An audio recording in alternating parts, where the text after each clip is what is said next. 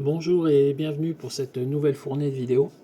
Ça fait une petite semaine que je suis en vacances, j'ai reçu des amis, je suis allé à Angoulême, j'ai fait des achats, je suis allé voir mon libraire, donc on va avoir 2 vidéos achats au lieu d'une. Et puis un petit retour lecture sur ce que j'ai lu ces derniers temps, et j'ai lu des choses franchement pas mal.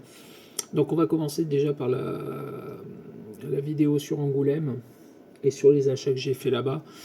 Mon retour, c'est plutôt un ressenti assez négatif de ce festival.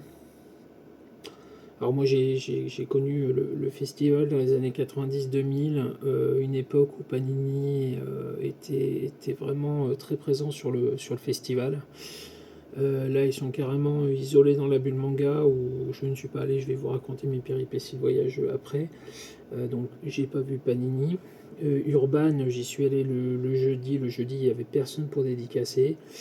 Ce qui fait que sur les 2 gros vendeurs de comics en France, j'ai eu un retour très très très négatif. Pour moi, c'est pas acceptable qu'il y ait personne qui fasse de dédicace sur le premier jour du festival. Après, bon, je comprends la logistique des artistes, hein, mais que les deux grands arrivent à se démerder pour que sur 4 jours de festival, il y ait un jour où personne ne dédicace ni chez l'un ni chez l'autre, on tape quand même assez fort. Ça, c'est mon premier retour négatif. Deuxième retour négatif, je suis très très très très déçu de l'absence de comics au sens global et général sur le festival. Je n'ai vu qu'un artiste comics sur la journée non français, on va dire. Parce que j'ai vu par contre des stands français avec des beaux bouquins achetés. Je me suis fait plaisir d'ailleurs. Je trouve que cette culture-là est vraiment en train de disparaître et qu'on fait rien pour la sauver. Vraiment rien pour la sauver, ou du moins au niveau de ce festival-là, qui veut être un festival polyculturel, on va dire, où le manga arrive à tirer son épingle du jeu, mais on reste quand même très centré sur le franco-belge, et où le comics est en train de devenir quelque chose de risible et de ridicule, ce qui me chagrine fortement. J'ai vu que le patron d'Urban, dans une remise de prix, avait demandé à ce qu'on ait un, un directeur artistique spécialisé comics pour les prochains festivals d'Angoulême, sachant qu'il y a déjà un directeur artistique manga et un directeur artistique franco-belge. Ouais, ça serait la moindre des choses, parce qu'on est quand même sur quelque chose qui a produit pendant des années et des années des histoires de très bonne qualité, qui est quand même à la base du plus gros phénomène cinématographique de ces 20 dernières années, en termes d'accueil du public au moins. La qualité étant ce qu'elle est, la révolution étant ce qu'elle est au niveau cinématographique. Je ne rentrerai pas dans le débat parce qu'il y aurait beaucoup de choses à en dire, en bon comme en mauvais. Donc c'est un retour assez négatif. Et puis en plus, donc moi j'y suis allé le jeudi avec un pote. On devait retourner le dimanche en famille avec ma femme et mes filles. Et puis le dimanche, on n'y est pas allé, puisque le jeudi, l'aller s'est très bien passé, mais le retour, j'ai perdu 2 heures à cause des manifestations d'agriculteurs à 40 bandes de mon domicile. J'ai absolument rien contre eux, je trouve leur combat tout à fait légitime, et je ne le remets pas du tout en cause, mais par contre, je ne me voyais pas sur un dimanche perdre 2 heures à l'aller, 2 heures au retour. J'habite à 1 heure d'Angoulême, donc c'est déjà 2 heures de route aller-retour, plus la fatigue sur place, parce que bon, moi je l'ai senti jeudi, la fatigue, hein. Plus le fait de se taper 6 heures de route dans la journée avec le potentiel blocage qui, aux dernières nouvelles, n'était pas levé. Donc encore une fois, aucun problème avec leur blocage, hein. De toute façon, leur combat, encore une fois, est tout à fait légitime à mes yeux. Mais pour le coup, pour moi, le jeu n'en valait pas la chandelle. Du coup, je n'ai pas vu la bulle manga. J'ai pas vu certaines expositions que je comptais faire. J'ai pas revu un artiste comique que je comptais revoir. Et donc c'est quand même assez négatif à ce niveau-là. Bon, par contre, il y a quand même eu des belles choses. Alors, on va parler des achats que j'ai fait à Angoulême. Le premier, j'ai craqué sur un truc que je pensais pas acheter. Je suis pas fan de Richard Corben, mais j'ai acheté Den. Je suis pas fan de Richard Corben par manque de connaissances, on va dire. C'est pas un artiste dont je maîtrise l'œuvre. Et il se trouve que je suis sur Facebook José Villarrubia qui a beaucoup parlé de ce bouquin pour lequel il a participé au retravail numérique. Je me suis dit, c'est l'occasion de découvrir, c'est l'occasion de soutenir aussi le travail de José, que encore une fois j'aime beaucoup. Et c'est l'occasion de franchement se plonger dans quelque chose que je connais pas. Bon, ça a l'air assez mature comme dessin, comme histoire, avec de la nudité, du combat, beaucoup de choses. Mais au moins au niveau du travail des couleurs, je comprends pourquoi ça a autant inspiré José Villarrubia et pourquoi il parle autant de Richard Corben dans ses vidéos. Donc, acheter, à lire. Voilà. Ensuite, je suis passé sur un stand où j'espérais voir quelqu'un qui n'était malheureusement pas là, qui n'était là que le samedi et le dimanche. Moi, le dimanche, je comptais voir Alex Nikolavitch et je l'ai raté, du coup, puisque je n'y suis pas retourné le dimanche. Mais sur le site en question, il y avait deux artistes qui dédicaçaient. J'ai pris leur. Il se trouve qu'au moment où je suis passé, ils avaient personne ni l'un ni l'autre, donc j'ai pris les deux bouquins. On va lire, c'est du franco-belge. Donc le premier c'est Dietmar Reinhard et Vivre et mourir à Auschwitz. Toujours dans cette catégorie des livres, enfin des bandes dessinées historiques, avec un magnifique petit dessin qui m'est dédicacé. Voilà.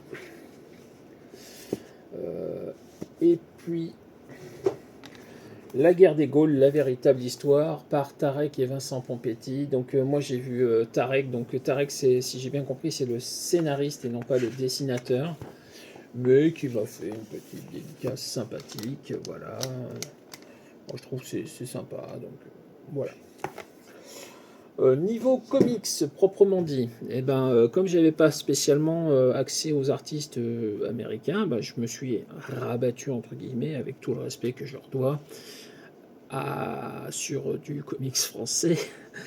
Et donc je suis allé voir Original Watts et j'ai pris la blank cover de Micros. Parce que je me suis dit, avoir un bouquin dédicacé, c'est très bien. Et puis, j'avais pas spécialement d'envie.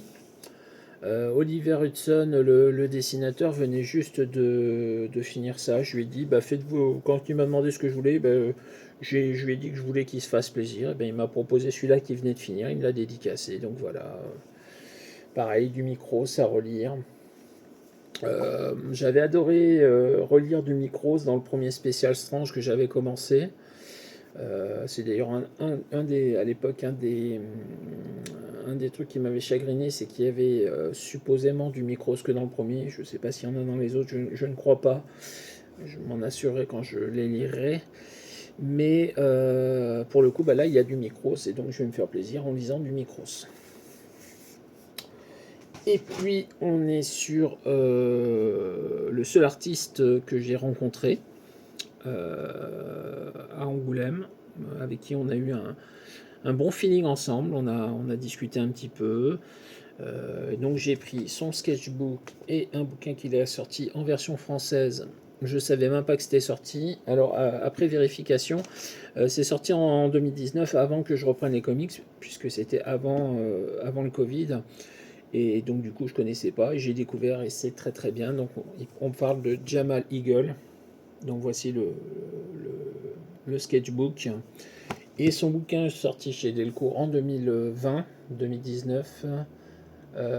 L'autre Terre, The Wrong Earth en version originale. Et là où c'est très rigolo, c'est qu'en fait, c'est un concept tout simple, mais qui m'a enthousiasmé de la façon dont il m'en a parlé. C'est qu'en fait, on a deux terres différentes avec le même héros, mais à qui il arrivait des choses différentes et donc qui ont une mentalité différente, une façon de faire les choses différente. Et c'est super intéressant puisque à aucun moment les deux ne se croisent. Ils ne font vraiment qu'échanger leur place et ils se trouvent à devoir résoudre les problèmes d'un autre univers avec leur mentalité à eux. Et c'est, enfin, franchement, moi j'ai adoré. C'est pas la création du siècle non plus, hein, on va pas se mentir, mais c'est super bien dessiné, c'est super intéressant. C'est pas moralisateur puisqu'à aucun moment on ne dit qu'une version est meilleure que l'autre. À aucun moment il y a de concurrence entre les deux. C'est juste ils ont échangé leur place, ils veulent retrouver leur place d'origine. Et